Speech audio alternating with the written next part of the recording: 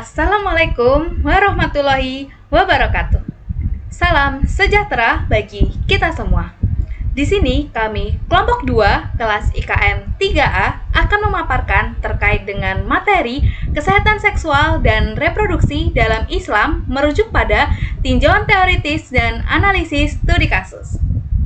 Kelompok 2 memiliki 9 anggota terdiri dari saya Faranaka Altea dengan NIM 191241224. Perkenalkan, nama saya Bini Muzakia Humairoh dengan NIM 19.1241014. Saya Mahdalifa Nazwa Ramadhani dengan NIM 191241070. Perkenalkan, saya Iswira Rizna Aulia dengan NIM 191241072. Saya Nabila Lamara Putri dengan NIM 191241073. Saya Najwa Faradiza dengan NIM 191241124. Saya Aira Farha Medina dengan NIM 191241132. Saya Hilda Arvelia Ramadanti dengan NIM 191241135.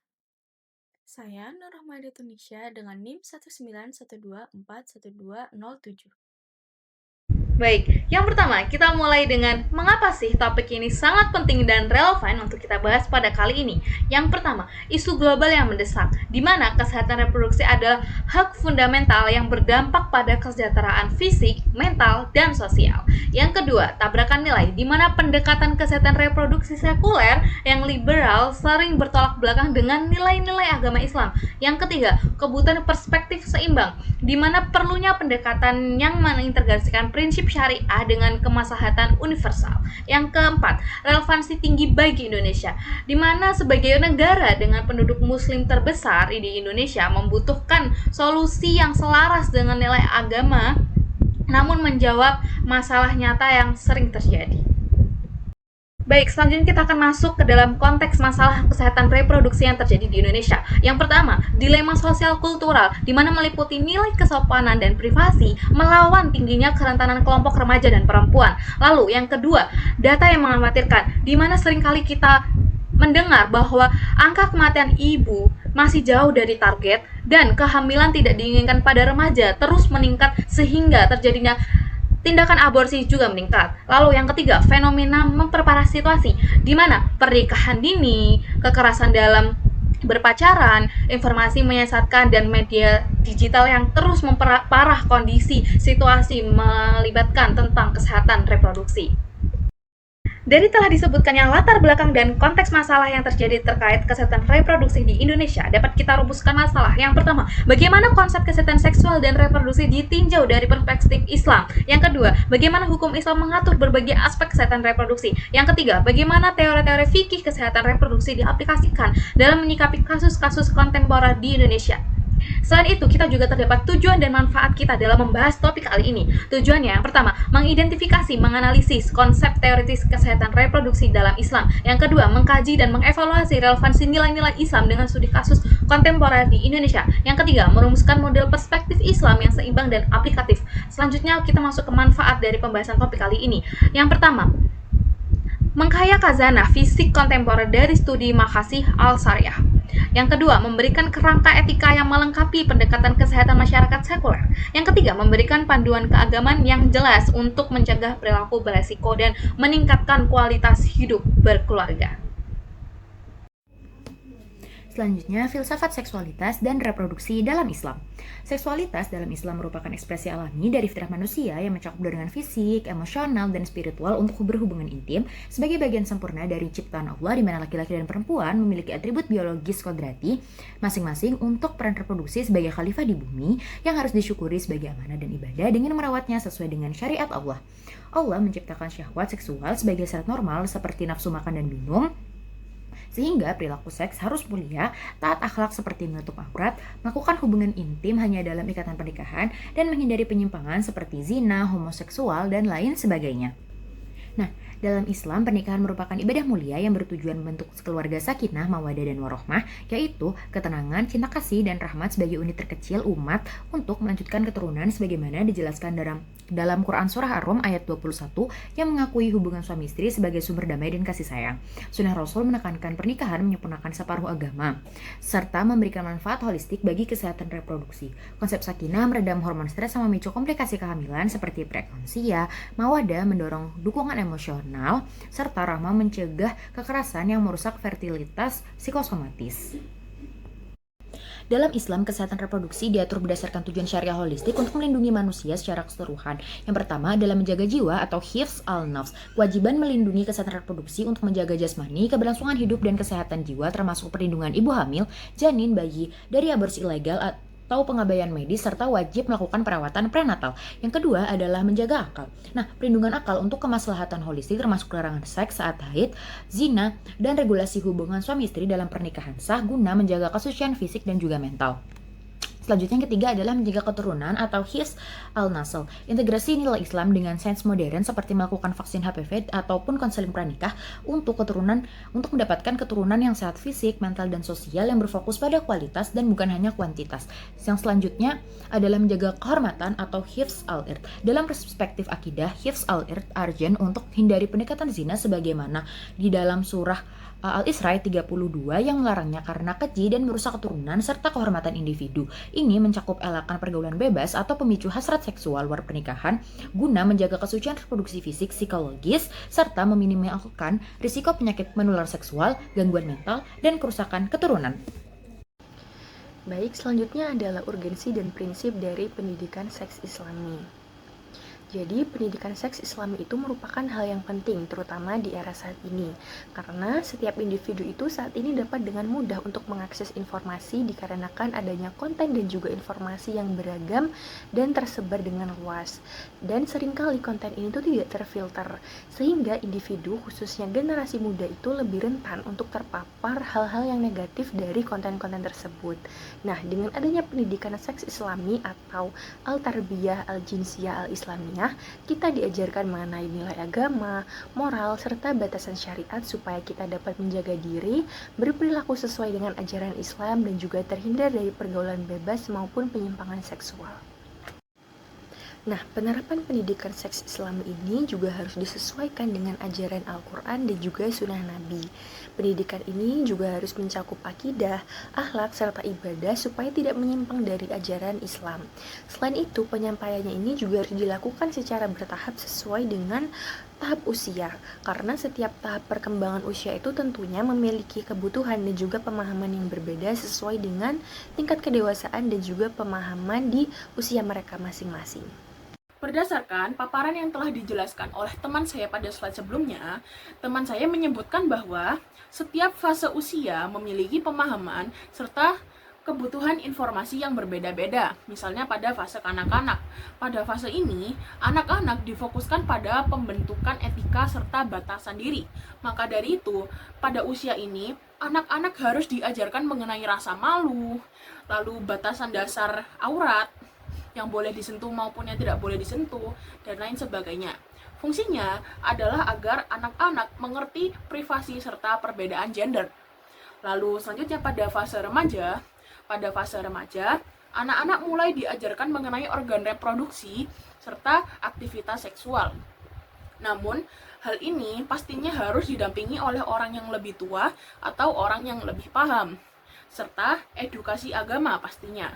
Pada edukasi agama, mereka dikenalkan oleh batasan syariat, mana yang boleh dan mana yang tidak boleh. Misal, berpegangan tangan dengan lawan jenis, lalu menjaga pandangan, dan lain sebagainya. Lalu fungsinya apa? Fungsinya adalah agar individu mengetahui batasan dan juga tanggung jawab yang harus mereka penuhi akan organ reproduksi yang mereka miliki. Serta agar remaja bisa mengendalikan hasrat seksual yang akan muncul pada fase ini. Karena seperti yang kita tahu, fase remaja adalah fase kritis karena merupakan fase transisi dari anak-anak menuju dewasa. Dan yang terakhir adalah fase dewasa. Pada fase ini, individu difokuskan untuk mematangkan diri sebelum menikah. Individu diajarkan mengenai hak dan kewajiban suami istri, adab berumah tangga, serta pengelolaan naluri seksual. Fungsinya adalah agar individu yang akan menikah bisa mengendalikan naluri seksual mereka dan juga menjadi individu yang bertanggung jawab dalam berumah tangga. Baik, di sini saya akan menjelaskan mengenai fikih pranikah. Pernikahan dalam Islam merupakan ikatan sakral untuk membentuk keluarga sakinah mawaddah dan warahmah yang diawali dengan persiapan pranikah seperti ta'aruf, yaitu merupakan proses saling mengenal calon pasangan secara syar'i dan hukumnya mubah atau diperbolehkan, bahkan dianjurkan selama dilakukan sesuai dengan syariat Islam, serta bertujuan untuk saling mengenal sebelum akad. Pemeriksaan kesehatan pranikah guna mencegah penyakit menular seksual dan masalah reproduksi juga dianjurkan. Dalam Islam dikenal dengan konsep khiyar al-aib, yaitu hak membatalkan pernikahan jika ditemukan cacat fisik, mental, atau gangguan reproduksi yang disembunyikan sebagai bentuk perlindungan dan keadilan. Khiyar al-aib hukumnya jaiz atau boleh dan diakui dalam fikih. Setelah akad, hubungan suami istri yang diatur melalui prinsip muasyarah bil ma'ruf hukumnya wajib sebagaimana perintah Allah dalam Quran Surat An-Nisa ayat 19, yaitu saling memperlakukan dengan baik dan memenuhi hak fisik, emosional, serta seksual secara sehat, sukarela, dan penuh tanggung jawab, serta menghindari kekerasan dalam berumah tangga.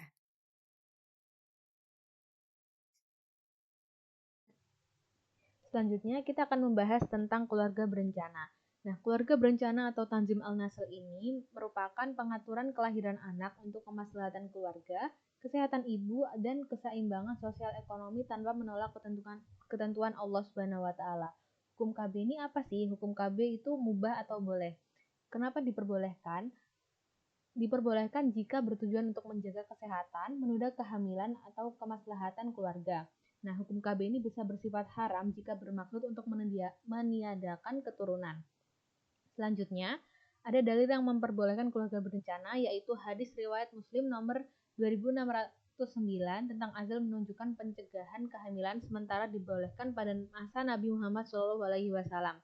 Kemudian, fatwa MUI tahun 2012, KB ini diperbolehkan untuk menunda kehamilan, sedangkan vasektomi dan tubektomi yang bersifat permanen itu diharamkan. Diperbolehkan juga kecuali karena ketentuan medis. Selanjutnya ada metode yang diperbolehkan yaitu pil KB, kondom, suntik, dan IUD atau spiral. Nah, pemberlakuan KB-KB tersebut itu harus atas persetujuan kedua belah pihak yaitu suami dan juga istri. Kemudian harus aman dan juga tidak diperbolehkan untuk mengandung bahan-bahan yang haram. Selanjutnya, metode yang dilarang yaitu yang bersifat permanen, yaitu vasektomi dan juga tubektomi, karena bisa merusak fungsi reproduksi dan juga bertentangan dengan prinsip hifz al-nasl. Selanjutnya, ada tujuan syariat atau maqasid al-syariah, yaitu menjaga keturunan, kesehatan, dan juga kehormatan keluarga sesuai dengan fitrah manusia. Selanjutnya yaitu fikih mengenai aborsi. Aborsi atau isqat al-hamil adalah penghentian kehamilan sebelum janin mampu hidup di luar kandungan, dan dalam hukum Islam, hukumnya berbeda menurut tahap perkembangan janin. Seperti setelah 120 hari ketika diyakini ruh ditiupkan, aborsi haram secara mutlak kecuali darurat untuk menyelamatkan nyawa seorang ibu sesuai dengan kaidah al-darurat tubihu al-mahzurat. Sementara sebelum 120 hari, ulama berbeda pendapat. Sebagian mazhab Syafi'i dan Hanafi memberi keringanan sebelum 40 hari dalam kondisi darurat seperti cacat genetik berat atau akibat pemerkosaan. Namun mayoritas ulama kontemporer memakruhkannya dalam alasan syar'i, dan pada usia 40-120 hari larangan semakin kuat karena janin telah terbentuk. Di Indonesia, hukum aborsi telah diatur dalam UU nomor 36 tahun 2009 dan PP nomor 61 tahun 2014 yang hanya membolehkan aborsi akibat perkosaan atau maksimal usia kehamilan 40 hari atau demi keselamatan ibu. Sementara aborsi ilegal masih menjadi masalah kesehatan masyarakat karena meningkatkan angka kematian ibu, sehingga edukasi reproduksi dan pendekatan keagamaan diperlukan untuk pencegahan.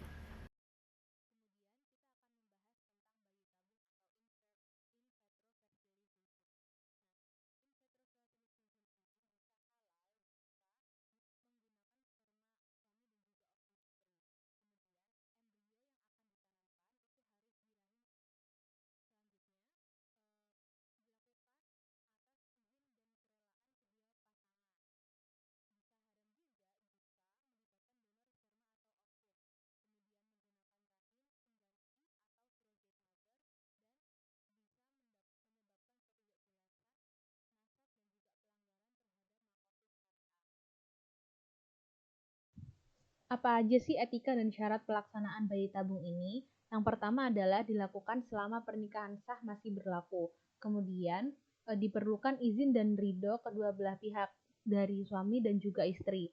Selanjutnya ada prosedur yang dilakukan oleh tenaga medis terpercaya. Jadi tidak boleh dilakukan asal-asalan tanpa pemantauan medis. Selanjutnya, yang terakhir ada pembekuan embrio itu diperbolehkan jika tidak menimbulkan campur tangan pihak ketiga selain suami dan juga istri.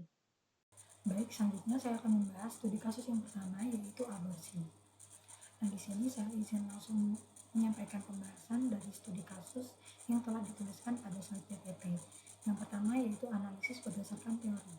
Berdasarkan filsafat seksualitas dan reproduksi Islam, kasus ini menunjukkan beberapa penyimpangan. Pelaku melakukan zina dan melakukan pemaksaan terhadap korban. Tindakan ini merupakan pelanggaran terhadap nilai iffah dan nilai amanah. Dari segi filsafat Islam, perbuatan pelaku juga mencerminkan penyalahgunaan nikmat seksual sebagai alat dominasi dan kejahatan. Yang kedua, berdasarkan prinsip kesehatan reproduksi dalam Islam. Dalam kasus ini, pelaku telah melanggar dua prinsip utama, yaitu hif al-naf dan hif al-nas. Pelanggaran terhadap hif al-naf terjadi karena korban mengalami kekerasan fisik dan psikis akibat pemerkosaan.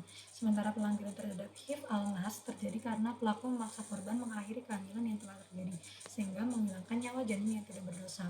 Tindakan tersebut tidak hanya bertentangan dengan nilai kemanusiaan, tapi juga melanggar prinsip perlindungan terhadap nyawa dan keturunan. Yang selanjutnya yaitu berdasarkan hukum fikih terkait kesehatan reproduksi. Nah, sebagian ulama memperbolehkan aborsi hanya dalam kondisi sangat darurat, misal kehamilan akibat pemerkosaan masih di bawah usia 40 hari atau ketika terdapat ancaman serius terhadap keselamatan ibu.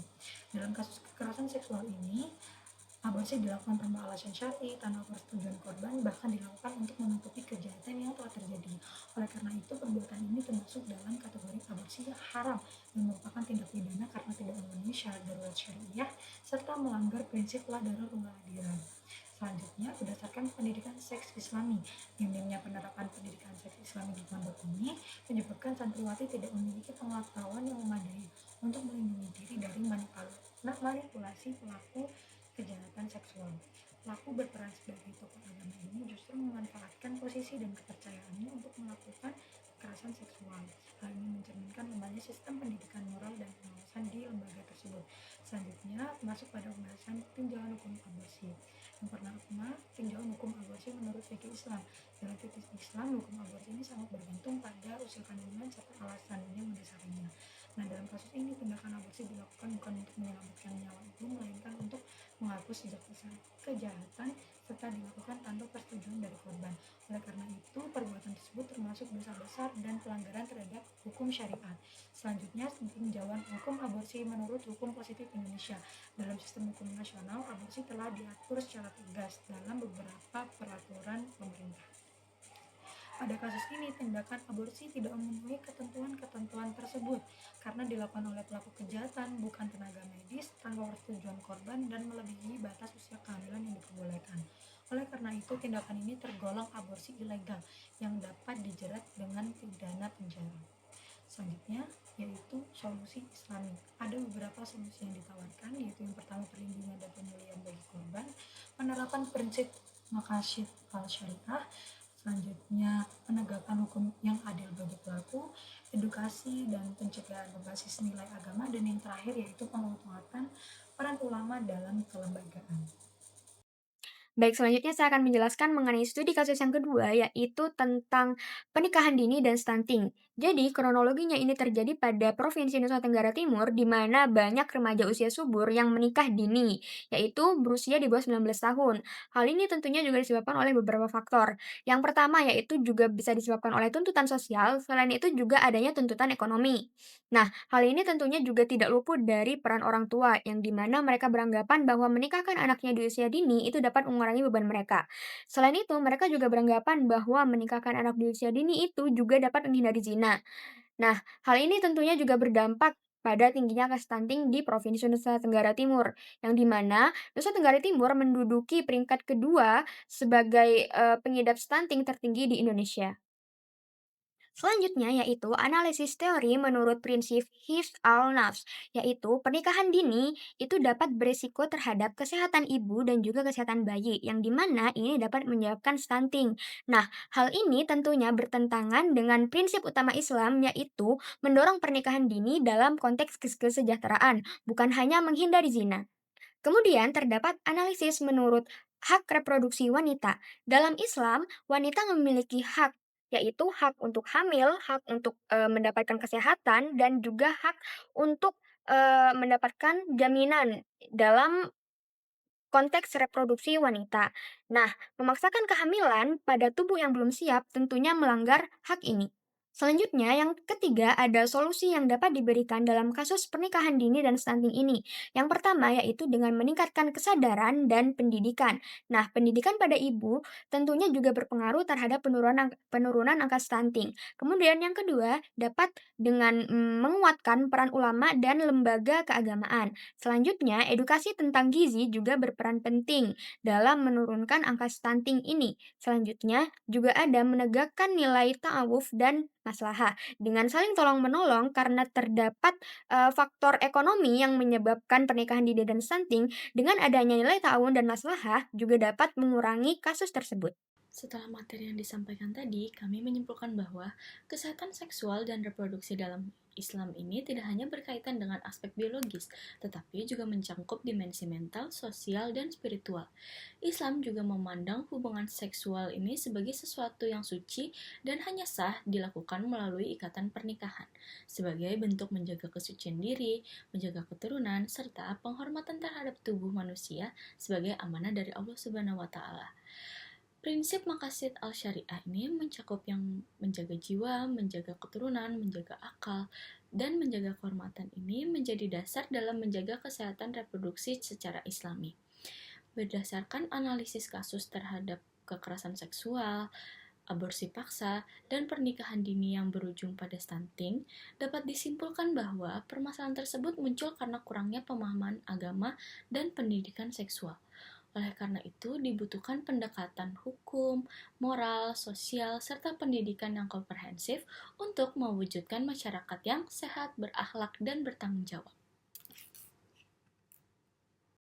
Dan kami juga memberikan saran, yaitu yang pertama, pendidikan seks Islami perlu diberikan sejak usia dini sesuai tahap perkembangan. Lalu yang kedua, pesantren dan sekolah perlu memperkuat pengawasan dan perlindungan terhadap santri atau siswanya. Yang ketiga, kolaborasi dengan ulama, tenaga kesehatan, dan pemerintah dalam membuat kebijakan kesehatan reproduksi. Lalu yang keempat yaitu keluarga berperan penting untuk menanamkan nilai kesucian, akhlak, dan tanggung jawab reproduksi.